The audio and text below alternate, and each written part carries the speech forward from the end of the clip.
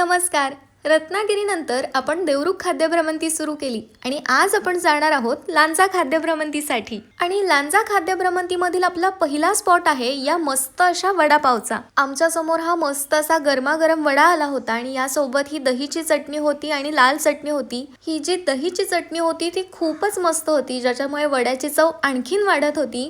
त्यामुळे हे कॉम्बिनेशन खूप भारी लागत होतं. त्यानंतर आम्ही जरा इकडे तिकडे बघितलं तर सगळे मिसळचा सुद्धा मस्त आनंद घेत होते. त्यामुळे आम्ही मिसळची सुद्धा ऑर्डर दिली आणि दुसऱ्या मिनिटाला आमच्या समोर मिसळ आली. आणि मिसळ बद्दल सांगायचं झालं तर खूप जास्त तिखटही नव्हती किंवा खूप जास्त कमी तिखटही नव्हती. अगदी परफेक्ट बॅलन्स आणि मसालेदार अशी मिसळ होती. त्यामुळे तुम्ही इथे गेला तर यांच्या इथला वडापाव तर नक्की टेस्ट करा, पण यांच्या इथली मिसळ सुद्धा टेस्ट करायला अजिबात विसरू नका. तर हे आहे हॉटेल विजय कोल्ड्रिंक्स, जे लांजामधील बस स्टँडच्या अगदी ऑपोजिटला तुम्हाला दिसेल. तुमच्यापैकी कोणाला हा स्पॉट जर का आधीपासून माहिती असेल तर तुमची इथली आवडती डिश कोणती हे मला खाली कमेंटमध्ये सांगा. आणि नसेल माहिती तर लांजात कधी जाणं झालंच तर इथे एकदा नक्की भेट द्या. आणि लांजातील आणखीन कोणते असे स्पॉट्स आहेत हे सुद्धा खाली कमेंटमध्ये सांगा.